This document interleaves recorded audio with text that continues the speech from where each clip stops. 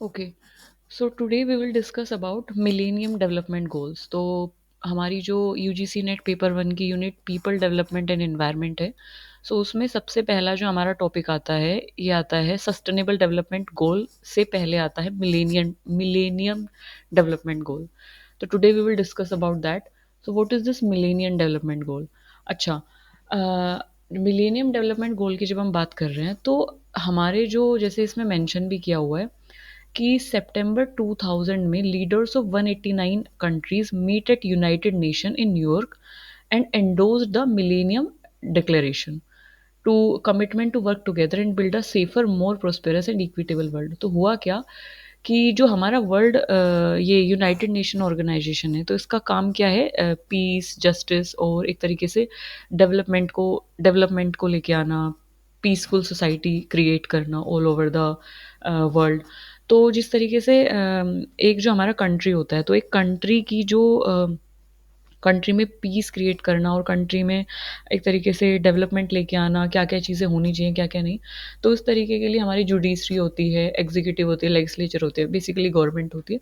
तो उसी तरीके से पूरे वर्ल्ड में एक तरीके से जो भी हमारे पास इनजस्टिस है या जो भी हमारे पास कुछ भी प्रॉब्लम को इरेडिकेट करना है, जो भी बड़ी से बड़ी प्रॉब्लम है जैसे पॉवर्टी है, हंगर है, डिज़ीज़ है, तो ये जो सारी चीज़ें हैं, पीस को एस्टैब्लिश करना है, ये सारी चीज़ें ऑल ओवर द वर्ल्ड की हम बात करें यानी सभी कंट्रीज़ में।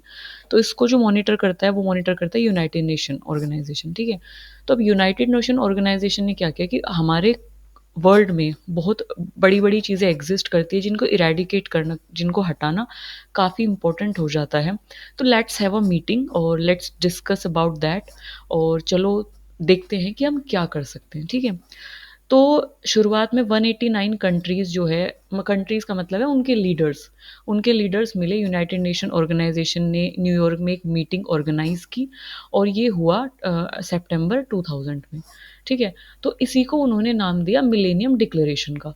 अब मिलेनियम डिक्लेरेशन का जो कमिटमेंट था, मिलेनियम डिक्लेरेशन की जो मीटिंग थी, उसका मोटिव क्या था? क्यों वो हुई 189 कंट्रीज़ के या इतने सारे लोगों के बीच? उसका कमिटमेंट, उसका काम ये था कि let's meet together and let's discuss about some more important things that is going on in the world। कि चल क्या रहा है हमारे वर्ल्ड में, क्या चीज़ें हैं जो हमें एक पर्टिकुलर कंट्री को बढ़ने से रोक रही है। तो 189 कंट्रीज अपने अपने लीडर्स उनके हैं, तो अपने अपने कंट्रीज़ की चीज़ों के बारे में बताएंगे, अपनी अपनी चीज़ों को रखेंगे आगे। कहीं पे डिजीज़ ज़्यादा है, कहीं पे पुअर्टी ज़्यादा है, कहीं पे इनइक्वालिटी है, कहीं पे जेंडर बायसनेस है और कहीं पे आपका एजुकेशन नहीं है। तो सबके जो भी इश्यूज़ हैं, वो अपने इश्यूज़ वहाँ पे लेके आएँगे। तो कमिटमेंट ये था कि let's work together to build a safer society, to build more prosperous और इक्विटेबल वर्ल्ड। तो अब मिलेनियम डेवलपमेंट गोल का जो कमिटमेंट अगर मैं बोलूँ या अगर मैं बोलूँ मिलेनियम डेवलपमेंट गोल का जो एक तरीके से मोटिव जो था वो ये था कि इस पूरे वर्ल्ड को सेफ़र बनाना, है ना? प्रोस्पेरस बनाना, समृद्धिशाली बनाना कि कोई भी भूखा ना सोए, कोई भी गरीब ना रहे, equitable banana in terms of education कि सबको एजुकेशन मिले, जेंडर इक्वालिटी हो, जॉब्स के पर्सपेक्टिव से इक्विटी मिले। तो ये सारी चीज़ें एस्टैब्लिश करने के लिए ये मीटिंग हुई थी। तो इसमें याद रखने वाली चीज़ें क्या-क्या हैं? चलिए मैं बता देती हूँ। देखो, सबसे पहले तो कितनी कंट्रीज़ थी स्टार्टिंग में, ठीक है? कब ये मीटिंग हुई और कहाँ पर ये हुई? सो ये कुछ दूसरा नाम क्या था? Millennium declaration. तो ये कुछ चीज़ें हैं जो इस लाइन में से बहुत इम्पोर्टेंट है, याद रखने वाली चीज़ें, ठीक है? अच्छा, अब सबसे इम्पोर्टेंट जो आ जाता है वो आ जाता है कि अब हमारे मिलेनियम डेवलपमेंट गोल्स थे। मिलेनियम डे अब इसमें क्या हुआ कि उन्होंने कुछ गोल सेट किए, ठीक है? अब उस गोल्स को फुलफ़िल करने के लिए कुछ टारगेट्स उन्होंने सेट किए और उन टारगेट्स को भी फुलफ़िल करने के लिए कुछ इंडिकेटर्स उन्होंने सेट किए।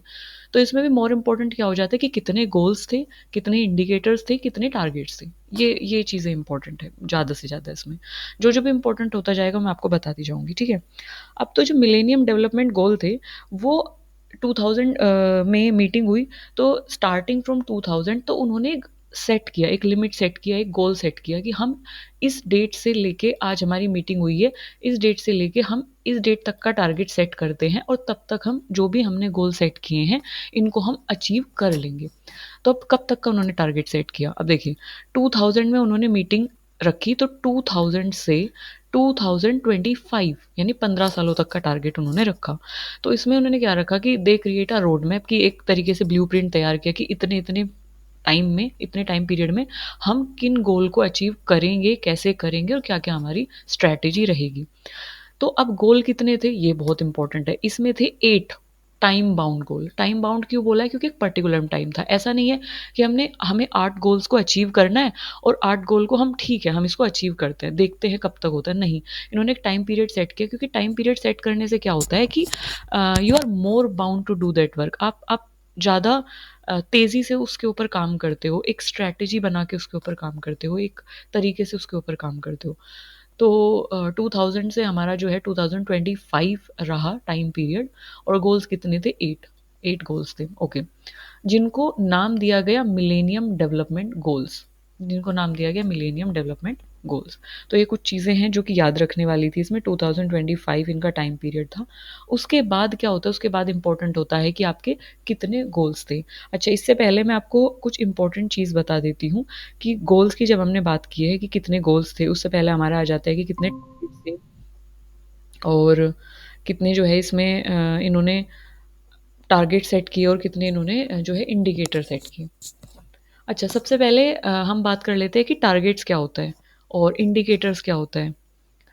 तो जब हम बात करते हैं टारगेट्स की, तो टारगेट्स जब हम गोल्स की बात करते हैं, तो गोल्स आप इस तरीके से देखो, goals on a bigger level, कि जब हमें कोई चीज़ अचीव करनी होती है, तो हम एक गोल सेट करते हैं कि हमें इससे इस टाइम में ये चीज़ को अचीव करना है। जैसे अगर आप देखो, एक एग्जांपल के साथ मैं आपको बता देती हूँ कि eradicate extreme poverty and hunger. मान लो कि आपको पॉवर्टी या हंगर को इरेडिकेट करना है, उसको हटाना है। तो आपने गोल सेट किया, गोल हमारे है कि पॉवर्टी को और हंगर को हटाना है। तो कब तक हटाना है, कैसे हटाना है, क्या स्ट्रैटेजी आप फ़ॉलो करेंगे? सो उसको आप ना उस बड़े गोल को आपको जब तक उसको इरेडिकेट करना है, उस बड़े गोल को आपको छोटे-छोटे टारगेट्स में आप क्या कर लेते हो? ब्रेक डाउन कर लेते हो। अब छोटे-छोटे टारगेट में आप उसे ब्रेक डाउन क्यों करते हो? इसलिए करते हो ताकि, क्योंकि जब आप एक छोटी चीज़ें सेट करते हो ना, तो वो सेट करना और उनको अचीव करना आपके लिए आसान हो जाता है। तो कम टाइम में आप उन्हें अचीव कर लेते हो और जब आप कम-कम टाइम को एक तरीके से ऐड करते जाते हो, आप देखते हो कि एक बड़ा गोल आपका अचीव हो गया है। तो दैट इज़, तो अगर मैं ओवरऑल देखूँ तो हमारे पास 8 गोल थे, है ना? वी हैव 8 गोल और 8 गोल में कंप्लीट अगर मैं इनको डिवाइड करूँ, तो हमारे पास आ जाते हैं 21 टारगेट्स, ठीक है? तो इसमें हमारे पास 21 टारगेट्स आ जाते हैं। अब इंडिकेटर्स क्या थे? इंडिकेटर्स को हमने किस तरीके से डिवाइड किया और कितने इंडिकेटर्स थे?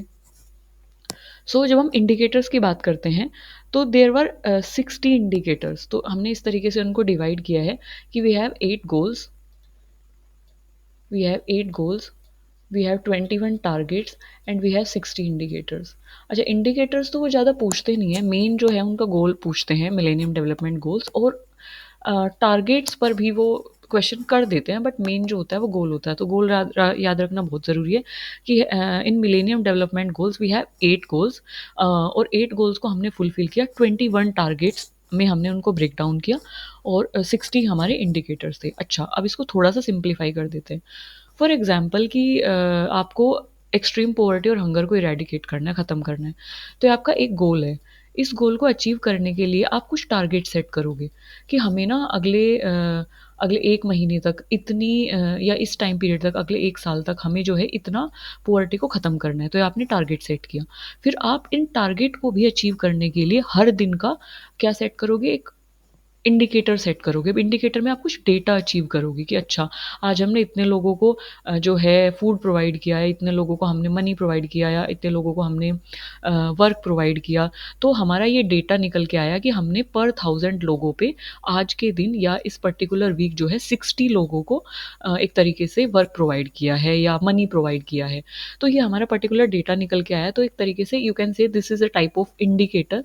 अब इस हर हफ्ते का आप लेके चलो तो एक आपका महीने का, एक मंथ का आपका एक टारगेट आपका अचीव हो गया है ना। और उस टारगेट को भी अगर आप लेके चलो कि हर मंथ का, अगर 12 मंथ का आप लेके चलो, तो आपका 1 ईयर का एक गोल अचीव हो गया, अगर आपने सेट किया हुआ है कि हमें 1 ईयर में ये गोल को अचीव करना है। तो दैट इज़, तो सबसे पहले हमारा क्या आ जाता है? सबसे पहले हमारा आता है गोल। गोल को हम डिवाइड करते हैं टारगेट्स में, गोल को अचीव करने के लिए टारगेट को हम डिवाइड करते हैं इंडिकेटर्स में, ठीक है। तो गोल एक बड़े लेवल पर होता है, लंबे टाइम के लिए होता है, टारगेट जो है कम टाइम के लिए होता है, छोटे लेवल पे होता है, और इंडिकेटर और भी छोटे लेवल पे होता है और उससे भी कम टाइम के लिए होता है। तो आप छोटे छोटे इंडिकेटर्स को अचीव करते हुए एक टारगेट को अचीव करते हो, और टारगेट को अचीव करते करते आप बड़े गोल को अचीव करते हो। आई होप आपको ये चीज़ें क्लियर हुई होंगी। ओके, सो इसको कर देते हैं rough. That is now moving on to this goal. तो इसमें टारगेट, इंडिकेटर और ये सारी चीज़ें इस तरीके से इंपॉर्टेंट थी। अब आ जाते हैं हम कि क्या है हमारे मिलेनियम डेवलपमेंट गोल और किस तरीके से हम जो है उन्हें अचीव कर रहे हैं, किस तरीके से। बेसिकली अगर हम इंडिकेटर को एक वर्ड में डिफाइन करूँ, तो आपके गोल को ट्रैक करने की प्रोग्रेस कितनी हो रही है आपके गोल की, उसको ट्रैक करने का एक तरीके से जो मेजरमेंट है, या उसको ट्रैक करने का एक तरीके से जो मेजरिंग जो प्रोसीजर है, दैट इज़ इंडिकेटर। ओके, सो अब यहाँ पे हम बात करते हैं मिलेनियम डेवलपमेंट गोल। 8 हमारे गोल थे। क्या क्या वो गोल हैं वो बहुत इंपॉर्टेंट है, क्योंकि मिलेनियम डेवलपमेंट गोल की जब हम बात करते हैं ना, तो इसमें वो सबसे पहले क्वेश्चन आपसे पूछता है कि गोल कौन कौन से हैं। किस तरीके से पूछेगा वो, इस तरीके से पूछेगा जैसे आपको 4 ऑप्शंस दिए गए हैं, तो 4 ऑप्शंस में से वहाँ पे आपके पास 3 तो उसमें मिलेनियम डेवलपमेंट गोल होंगे और एक नहीं होगा। तो आपसे पूछेगा which of the following is not a millennium development goal, तो आपको पता होना चाहिए, क्योंकि आगे आप पढ़ोगे सस्टेनेबल डेवलपमेंट गोल। तो sustainable development goal somehow millennium development goal से ही रिलेटेड है कुछ कुछ, बट उसमें कुछ और भी ऐड है क्योंकि 17 है वहाँ पे, ठीक है। तो वहाँ पे आप कंफ्यूज हो सकते हो, तो यहाँ पे आपको ये ध्यान से पढ़ना बहुत ज़रूरी है, क्योंकि अगर आपसे वो पूछता है कि कौन सा इसमें से मिलेनियम डेवलपमेंट गोल नहीं है, तो भी आपको पता होना चाहिए, ताकि आप राइट को टिक करके उसको सेपरेट आउट कर सको और गलत को निकाल सको। और इसलिए भी आपको पता होना चाहिए कि आपको उल्टा भी दे सकता है कि इसमें कौन सा मिलेनियम डेवलपमेंट गोल है और बाकी 3 नहीं होंगे और एक होगा। तो इस तरीके से यहाँ से क्वेश्चन बनते हैं, फ्रीक्वेंटली आपसे पूछा जाता है मिलेनियम डेवलपमेंट और सस्टेनेबल डेवलपमेंट से, हर बार एक क्वेश्चन इसमें से आ ही जाता है। ओके, तो सबसे पहला हमारा आता है कि इरेडिकेट एक्सट्रीम पॉवर्टी और हंगर। अब देखो, वर्ल्ड में सबसे बड़ी जो दिक्कत होती है, आपकी जो बेसिक नीड्स हैं अगर वही पूरी नहीं हो रही है। बेसिक नीड्स क्या होती है कि रोटी कपड़ा मकान, है ना। अगर इंसान को खाना नहीं मिल रहा है, वो हंग्री है, उसके पास पैसे नहीं है, मतलब वो उसके पास कपड़ा भी नहीं है, क्योंकि पैसे नहीं है तो कपड़ा नहीं होगा, मकान नहीं होगा, है ना। तो बेसिक जो आपकी एम्यूनिटीज़ है, बेसिक जो आपकी नीड्स है वो पूरी नहीं हो रही है। तो एक्सट्रीम पॉवर्टी और जो हंगर है, ये एक बहुत बड़ी समस्या हो जाती है। अब इसको कवर करते करते एक इकोनॉमी किसी भी देश की रुक सकती है, या एक बड़ा हिस्सा जो इकोनॉमी का है वो जा सकता है लोगों की पॉवर्टी और हंगर को ख़त्म करने में। तो एक बड़ा इशू है, तो इसको ख़त्म करना है सबसे पहले वर्ल्ड में से। तो सबसे पहला हमारा गोल आता है कि ख़त्म करना है किसको, इरेडिकेट एक्सट्रीम पॉवर्टी और हंगर को, इसको ख़त्म करना है। अब इसके अंडर हमारे 3 टारगेट सेट हुए। पहला क्या था, reduce by half the proportion of people whose income is less than dollar per one day. तो अब क्या करते हैं कि आपको उस जिन लोगों की income less than $1 per day है, तो उसकी जो आपका उस पॉपुलेशन, उस प्रोपोर्शन को आपको कम करना है, इनकम थोड़ा-सा इंक्रीज़ करनी है।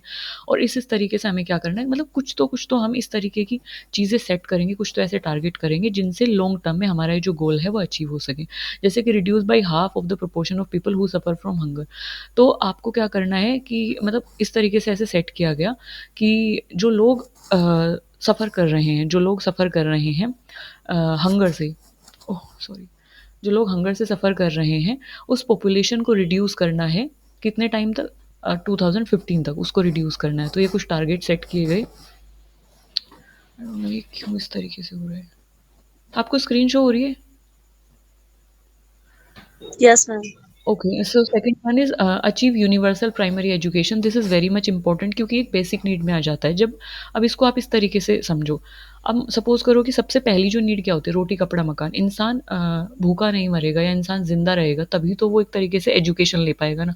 तो सबसे पहला जो हमारा गोल हो जाता है वो आ जाता है कि हमारी एक्सट्रीम नीड क्या है, कि हमें खाना खाना है, हमें ज़िंदा रहना है। तो दैट इज़ कि हमें हंगर को इरेडिकेट करना है। तो इसको ऐसे लर्न करो, सबसे पहली नीड। अब जब हमारा लाइक हम भूखे नहीं हैं या हमारा पेट भरा हुआ है, हम स्वस्थ हैं, हम खुश हैं, देन उसके बाद हम जाएँगे पढ़ने, स्कूल जाएँगे हम, ठीक है? तो हमारी सेकंड जो नीड आ जाती है, वो आ जाती है प्राइमरी एजुकेशन, कि एक जो बेसिक एजुकेशन है, 8th क्लास तक एजुकेशन है, 10th क्लास तक जो हमारी एजुकेशन है, बेसिक जो एजुकेशन है 8th क्लास तक बेसिकली प्राइमरी जो एजुकेशन है, वो अचीव होनी चाहिए। तो सब फिर आ जाता है कि अचीविंग यूनिवर्सल प्राइमरी एजुकेशन। तो इसमें हमारा जो टारगेट रहता है वो रहता है कि एजुकेशन जो है वो जेंडर बायस नहीं होनी चाहिए, अनबायस्ड होनी चाहिए, यानी वो गर्ल्स और बॉयज़ को कंप्लीट प्राइमरी स्कूलिंग तो एटलीस्ट उनकी होनी ही चाहिए, एटलीस्ट है ये, कि एटलीस्ट उनको प्राइमरी एजुकेशन तो मिलनी चाहिए, कि एटलीस्ट वो अगर कहीं पे वर्क करते हैं तो उनको पता हो कि कितनी उन्हें सैलरी मिल रही है, क्या होता है, उनसे कैलकुलेशन आए, उनसे अपना नाम लिखना आए और कुछ इस तरीके की चीज़ें, वो अपना नाम बता पाएँ, कुछ पढ़ पाएँ इस तरीके से। देन हमारा आता है कि अब एजुकेशन हमें मिल गई, अब इसको ऐसे लर्न करो। अब एजुकेशन जब मिल जाती है तो इंसान को समझ आती है। क्या होता है कि उसको समझ आता है कि किस तरीके से चीज़ों को रिलेट करना है, क्या चल रहा है वर्ल्ड में। तो अब जब उसमें समझ आएगी, तो वो क्या करेगा, वो इनइक्वालिटी और इक्वालिटी का फ़र्क समझेगा। मतलब उसे पता चलेगा कि लड़का और लड़की में भेदभाव नहीं होना चाहिए। वुमेन को उनका जो राइट है वो मिलना चाहिए। वुमेन एम्पावरमेंट क्या होता है, क्या-क्या चीज़ें हैं सोसाइटी में जो एग्ज़िस्ट करती हैं लड़के और लड़की के बीच, जैसे कि वो कि लड़कियों को एजुकेशन नहीं मिलनी चाहिए, लड़कियों को घर में रहना चाहिए, जॉब नहीं होनी चाहिए और समथिंग लाइक दैट। तो उसको अब ये चीज़ें समझ में आएँगी कि अच्छा ये तो इनइक्वालिटी होती है, जो कि लड़कियों के साथ नहीं होनी चाहिए। तो ये कुछ चीज़ें हैं। अब ये उसे कहाँ से मिलेंगी, ये सब चीज़ें उसे कहाँ से आएँगी? ये सब चीज़ें उसे आएँगी जब वो एजुकेशन लेगा। तो that is related to what? That is related to gender equality और वुमेन एम्पावरमेंट, ठीक है? सो थर्ड आपका जो गोल आ जाता है, थर्ड गोल आ जाता है कि प्रमोट जेंडर इक्वालिटी और एम्पावर वुमेन। तो तीसरा गोल आ जाता है कि जब अ, एजुकेशन मिलेगी तो उसके बाद आप में समझ आएगी, समझ आने के बाद आपको समझ में आएगा कि जेंडर इक्वालिटी होनी चाहिए और वुमेन एम्पावरमेंट होना चाहिए, जिससे क्या होता है किसी भी देश की जो इकोनॉमी है वो आगे बढ़ती है, क्योंकि जब लड़का और लड़की दोनों इकोनॉमी में कंट्रीब्यूट करेंगे तो ऑब्वियसली वो आगे बढ़ेगी। तो अब इसमें टारगेट क्या था? इसमें टारगेट ये था कि एलिमिनेट जेंडर डिस्पैरिटी, कि जो जेंडर डिस्पैरिटी है, एक तरीके से बायसनेस है, जो एक तरीके से अंतर है, जो लड़के और लड़की के बीच का जो अंतर है, जो लिंग भेद है, चाहे वो ट्रांसजेंडर के बीच हो या वो किसी और जेंडर के बीच हो या फिर यू कैन से गर्ल और बॉय के बीच हो, तो जो ये डिस्पैरिटी है, ये नहीं होनी चाहिए। सबको समान अधिकार मिलना चाहिए, चाहे वो एजुकेशन के लिए हो, चाहे वो जॉब्स के लिए हो, चाहे वो किसी भी काम के लिए हो, कि आप मंदिर जा रहे हैं, मस्जिद जा रहे हैं, कोई एजुकेशनल इंस्टीट्यूट ओपन कर रहे हैं, तो किसी हर चीज़ का जो अधिकार है वो सबको समान मिलना चाहिए despite of someone's gender. Okay. Primary education, secondary education prefer होनी चाहिए 2005 तक और सभी लेवल पर एजुकेशन होनी चाहिए। तो इस तरीके से ये हमारा टारगेट सेट हुआ। ओके। सो देन हमारा नेक्स्ट जो गोल आता है वो आता है reduce child mortality. Okay. Child mortality क्या होता है? चाइल्ड मोर्टेलिटी का मतलब होता है कि जो जब बच्चा जन्म लेता है तो उसके बाद जो उसकी मृत्यु हो जाती है, मृत्यु दर जिसे बोला जाता है, मृत्यु दर को कम करना, उसको चाइल्ड मोर्टेलिटी बोला जाता है। सो सेकंड हमारा आता है कि चाइल्ड मोर्टेलिटी को एक तरीके से इरेडिकेट करना, उसको रिड्यूस करना, उसको कम करना। So death of children under the age of 5 year, जैसे अब होता है ना कि जैसे एक तो होता है फीटस डेथ। तो फीटस क्या होता है कि जो अनबोर्न होता है, जो मदर के वूम्ब के अंदर होता है, अगर एक तरीके से वो किसी भी कारणवश अगर उसकी डेथ हो जाती है तो वो तो फीटल डेथ हुआ। फीटल डेथ की बात नहीं कर रहे हैं यहाँ पे, हम बात कर रहे हैं चाइल्ड मोर्टेलिटी की। तो देयर इज़ अ डिफरेंस, तो ये समझना आपको बहुत ज़रूरी है। जब हम चाइल्ड मोर्टेलिटी की बात करते हैं तो चाइल्ड मतलब जब वो जन्म ले चुका है, ठीक है, समझ रहे हो? जब वो जन्म ले चुका है और वो अपनी जो under the age of 5 year, तो जन्म लेने से 5 साल के अंतराल के दौरान अगर उसकी मृत्यु होती है तो उसको चाइल्ड मोर्टेलिटी कहा जाता है। सो चाइल्ड मोर्टेलिटी को रिड्यूस करना चाहिए। क्यों रिड्यूस करना है इसको? इसलिए रिड्यूस करना है क्योंकि चाइल्ड मोर्टेलिटी जो है वो एक बहुत ही बड़ा इशू है ऑल ओवर द वर्ल्ड, क्योंकि बहुत सारे देशों में, क्योंकि इसको आप इस तरीके से रिलेट कर सकते हैं। अगर न्यूट्रिशन नहीं मिल रहा है, चाहे वो मदर है, वो चाइल्ड है, मदर को नहीं मिलेगा तो ऑब्वियस सी बात है चाइल्ड को भी नहीं मिलेगा। एक्सट्रीम पॉवर्टी है, अगर हंगर है किसी देश में, तो ऑब्वियस सी बात है कि वहाँ पे जो एक तरीके से मैटरनल मोर्टेलिटी है, मतलब कि जो माँ है, जैसे कि आपका नेक्स्ट गोल इसमें आप पढ़ेंगे मैटरनल मोर्टेलिटी है, उनके हेल्थ को भी अफेक्ट होगा और ऑब्वियस सी बात है उनका जो चाइल्ड है उसको भी अफेक्ट होगा, तो चाइल्ड मोर्टेलिटी खुद ही बढ़ जाएगी। तो एक तरीके से इसको एक सीरियस इशू ये हो जाता है। तो ये बिल्कुल एसोसिएट है फर्स्ट गोल से। तो under the age of 5 years जो है डेथ होती है अगर बच्चे की, तो उसको चाइल्ड मोर्टेलिटी बोला जाता है और उसको रिड्यूस करने की बात कही गई है।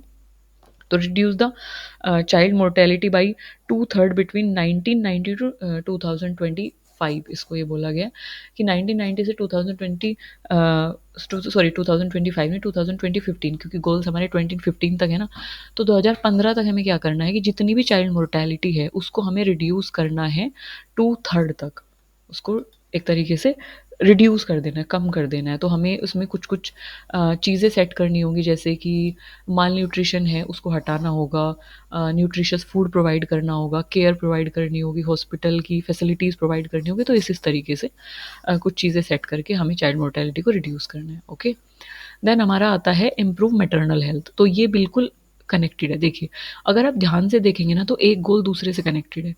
तो इम्प्रूव मैटरनल हेल्थ, क्यों मैटरनल हेल्थ को इम्प्रूव करना है? अगर मैटरनल हेल्थ इम्प्रूव होगा, अगर माँ जो है वो स्वस्थ है, अगर माँ की हेल्थ स्वस्थ है तो जो बच्चा है उसकी ऑटोमेटिकली जो हेल्थ है वो स्वस्थ होगी, है ना? तो अगर हम मैटरनल हेल्थ को इम्प्रूव कर रहे हैं, तो मैटरनल हेल्थ इम्प्रूव अगर होगी तो खुद ही चाइल्ड मोर्टेलिटी कम हो जाएगी, रिड्यूस हो जाएगी, समझ रहे हो? और अगर चाइल्ड मोर्टेलिटी रिड्यूस होती है तो ये भी इससे कनेक्टेड है, तो मैटरनल हेल्थ भी इम्प्रूव होगी, समझ रहे हो? तो अगर चाइल्ड स्वस्थ है तो कहीं ना कहीं वो माँ से इंटरकनेक्ट है ना, क्योंकि 5 साल का बच्चा बहुत ही छोटा होता है ना? तो जो माँ से वो कनेक्टेड है तो माँ की जो हेल्थ होगी वो भी इम्प्रूव होगी, तो कहीं ना कहीं ये एक दूसरे से कनेक्टेड है। तो जितना भी मैटरनल का मतलब यहाँ माँ से है, चाइल्ड मतलब बिलो 5 ईयर्स, इस तरीके से मोर्टेलिटी का मतलब डेथ है। Okay, so reduce maternal mortality by 3/4 तक, इसको मतलब हमें कम कर देना है। बस ये नंबर, ये चीज़ें आपको याद रखनी है कि 3/4 तक करना है मैटरनल मोर्टेलिटी को, और चाइल्ड मोर्टेलिटी को 2/3, that is achieve universal access to reproductive health. अच्छा, मैटरनल मोर्टेलिटी होती क्यों है? मैटरनल मोर्टेलिटी, मदर की जो हेल्थ है वो क्यों डिट्रॉइट होती है? वो डिट्रॉइट होती है कि रिप्रोडक्टिव जो हेल्थ इश्यूज़ है उनको एड्रेस नहीं किया जाता। जब प्रेगनेंसी होती है, प्रेगनेंसी के दौरान, प्रेगनेंसी डिलीवरी के बाद, या फिर यू कैन से कि लैक्टेशन जो टाइम पीरियड होता है, उस टाइम पीरियड में तो उनको जो फैसिलिटीज़ मिलनी चाहिए, एक प्रॉपर केयर, एक प्रॉपर रेस्ट, एक प्रॉपर न्यूट्रिशन की जो फैसिलिटी होती है, चेकअप की जो फैसिलिटी होती है, वो हर जगह पर अवेलेबल नहीं होती है। जैसे कि जो लोग गरीब हैं या जो लोग पिछड़े इलाकों से बिलोंग करते हैं, या जो लोग, जिन लोगों को रिप्रोडक्टिव हेल्थ की नॉलेज नहीं है, तो वहाँ पे ये मैटरनल मोर्टेलिटी बहुत ज़्यादा देखने को मिलती है, स्पेशली यू कैन से ट्राइबल एरियाज़ में, जहाँ पे हॉस्पिटल की फैसिलिटी नहीं है, जहाँ पे ट्रांसपोर्टेशन की फैसिलिटीज़ नहीं है। तो वहाँ पे चाइल्ड और मैटरनल मोर्टेलिटी जो है वो आसानी से देखने को मिल जाती है, क्योंकि अगर माँ की हेल्थ को कुछ होता है तो बच्चे की डेथ हो जाती है, अगर बच्चे की डेथ हो जाती है तो उसका असर माँ पे पड़ता है और माँ की भी डेथ हो जाती है। तो दे आर इंटरकनेक्टेड, यस, इस तरीके से।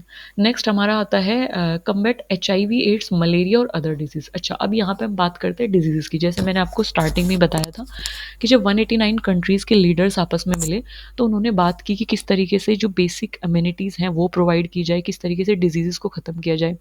अच्छा, जब हम डिजीज़ की बात करते हैं तो इसमें डेडली डिजीज़ ये आती है कि human immuno deficiency virus, human immuno deficiency virus से जो हमारा ये एड्स होती है, acquired immuno deficiency syndrome, so that is a very deadly disease you can say, क्योंकि ये इम्यून सिस्टम पे अटैक करता है और ये जो है एक तरीके से वीक कर देता है इंसान को और अल्टीमेटली उसकी डेथ हो जाती है। तो ये एक ऐसी डिजीज़ है जो कि डेडली डिजीज़ है।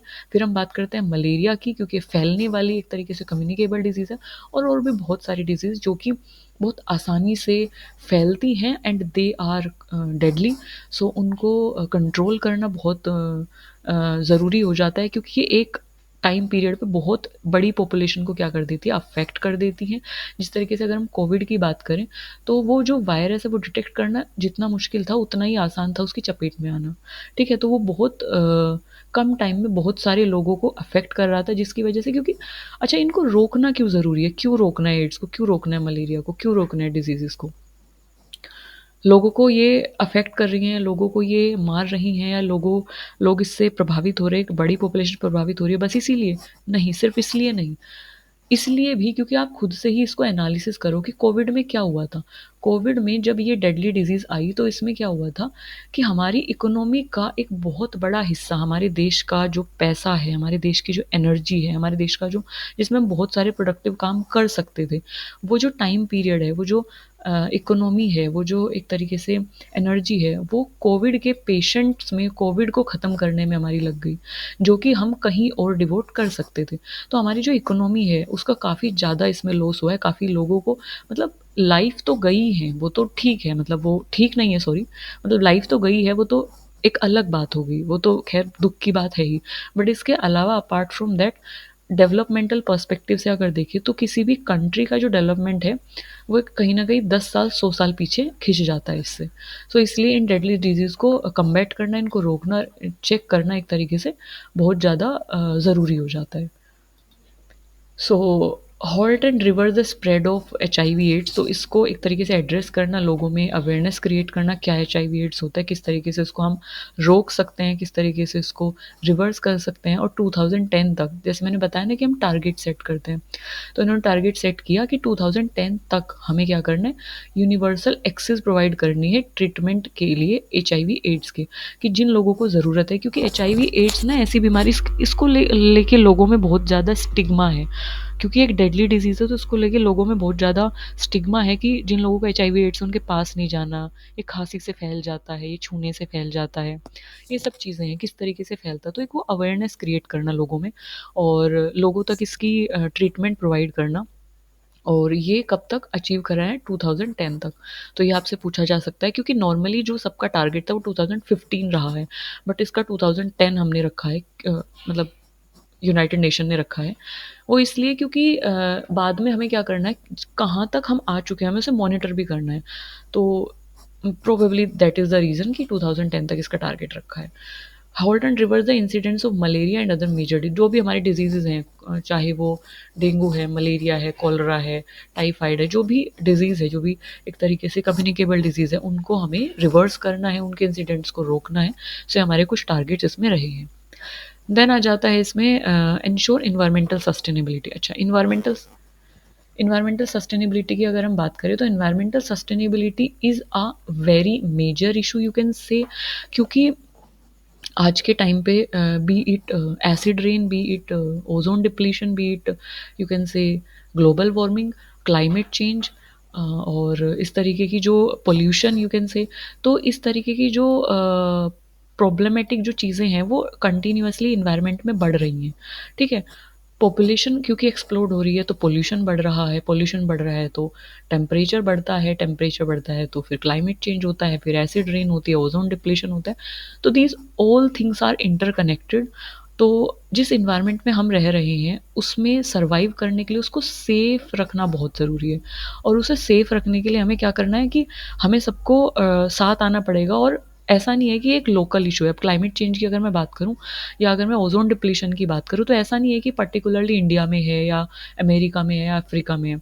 This is a global issue, this is a like world level पे एग्जिस्ट करता है। और अगर इंडिया में क्लाइमेट चेंज हो रहा है तो इम्पैक्ट करेगा अदर देशों को भी। ठीक है, तो एक ग्लोबल इशू है। तो इसलिए इन्वायरमेंट को सस्टेनेबल करना और इन्वायरमेंट को सेफ रखना एक बहुत ही बड़ा मुद्दा हो जाता है यहाँ पे। और हम तो पढ़ भी रहे हैं पीपल डेवलपमेंट इन एनवायरनमेंट। उसका कारण ये है यूजीसी नेट पेपर 1 में देने का, क्योंकि environment is a like important and a very sensitive issue. तो इसको, इसके बारे में और इसके जो बेसिक एलिमेंट है उसके बारे में सबको पता होना चाहिए, दैट इज़। तो integrate principle of sustainable development in country policy and programme, जो भी इंडिविजुअल कंट्री है उसकी जो भी पॉलिसीज़ वो बनाता है, जो भी प्रोग्राम वो सेट करता है, जो भी एक्ट वो सेट करता है, उनमें वो सस्टेनेबल डेवलपमेंट को रखे। अगर वो डेवलपमेंट की बात करता है तो development should be sustainable. Sustainable term का क्या मतलब होता है, क्योंकि ये बार बार पूछ ली जाती है सस्टेनेबल टर्म। तो सस्टेनेबल की जब हम बात करते हैं तो सस्टेनेबल इज़ समथिंग कि जब आप अपनी फ्यूचर जो जनरेशन है उनकी नीड्स को भी ध्यान में रखते हुए चलें। मतलब आप रिसोर्सेज को इस तरीके से यूज़ करें कि without compromising the needs of future generation, कि you are using the current resource in such way कि without compromising the need of future generation, की आगे आने वाली जो जनरेशन है उनके लिए भी आप उन रिसोर्सेज को बचा के रखें। एनवायरमेंटल जो रिसोर्सेज़ हैं, एनवायरमेंटल जो सोर्सेज़ हैं, रिसोर्सेज़ हैं, उनका लॉस कम से कम हो, उनको हम सस्टेनेबली यूज़ करें और बायोडायवर्सिटी का लॉस को रिड्यूस करें, एनवायरमेंट को हर तरीके से सेफ रखना, in terms of biodiversity, in terms of climate, in terms of like forestation और प्लांट्स, हर टर्म्स में, ठीक है? हमें उसका क्या करना है, ध्यान रखना है। तो हमें बायोडायवर्सिटी के लॉस को क्या करना है, एक तरीके से बायोडायवर्सिटी के लॉस को रिड्यूस करना है कब तक, 2010 तक एक सिग्निफिकेंट रिडक्शन इसके रेट में होना चाहिए, half the proportion of people without access of safe drinking water and basic sanitation. जितने भी लोग हैं जिनको बेसिक सैनिटेशन और drinking water, safe drinking water नहीं मिल रहा है, तो उसको क्या करना है, उस पॉपुलेशन को हाफ कर देना। मतलब कि अगर आज 100 लोगों को ड्रिंकिंग वाटर अवेलेबल नहीं है, अगर आज 100 लोगों को सेफ ड्रिंकिंग वाटर अवेलेबल नहीं है, तो अगले आने वाले टाइम में हमें उसको रिड्यूस कर देना है, 50 तक ला देना है, मतलब कम कर देना है। यानी कि 50 लोगों को एटलीस्ट हम इतना करें कि 50 लोगों को तो ड्रिंकिंग वाटर प्रोवाइड हो, सेफ ड्रिंकिंग वाटर प्रोवाइड हो, बेसिक सैनिटेशन प्रोवाइड हो। Improve the lives of at least 100 million slum dweller by 2020। 2020 तक कम से कम जो स्लम एरियाज़ के लोग हैं, स्लम ड्वेलर्स को हम एक अच्छी लाइफ प्रोवाइड कर सकें, यानी basic facilities, basic sanitation amenities उनको प्रोवाइड की जा सके। सो इस तरीके से, क्योंकि अगर आप कनेक्टेड देखो तो स्लम इज़ कनेक्टेड टू कि डिजीज़ स्प्रेड होंगी, ठीक है? तो अगर स्लम एरिया को हम स्लम एरिया पे काम नहीं करते हैं, तो अल्टीमेटली हमारा जो ये है HIV, AIDS, malaria, other diseases, इनके होने के चांसेस बढ़ जाते हैं, समझ रहे हो? तो एक जो गोल है वो दूसरे से इंटरकनेक्टेड है।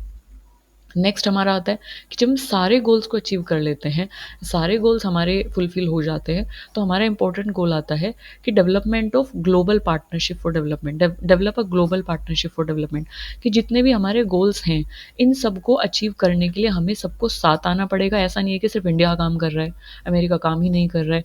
इंडिया ने तो एक तरीके से कंट्रोल किया ग्रीन हाउस गैसेस एमिशन को, बट अमेरिका ने ग्रीन हाउस गैस एमिशन को एमिट करना स्टार्ट कर दिया है, गैसेस को एमिट करना स्टार्ट कर दिया, तो ग्लोबल लेवल पे तो क्लाइमेट चेंज होगा ही फिर। तो इन सब इश्यूज़ को कम्बैट करने के लिए, इन सब इश्यूज़ को ट्रैक करने के लिए, इन सब इश्यूज़ को मिटिगेट करने के लिए, कंट्रोल करने के लिए हम सबको साथ आना पड़ेगा, ठीक है? सो ग्लोबल पार्टनरशिप हमें सेट करनी पड़ेगी। So further open a rule based, predictable, non discriminatory trading and financial system.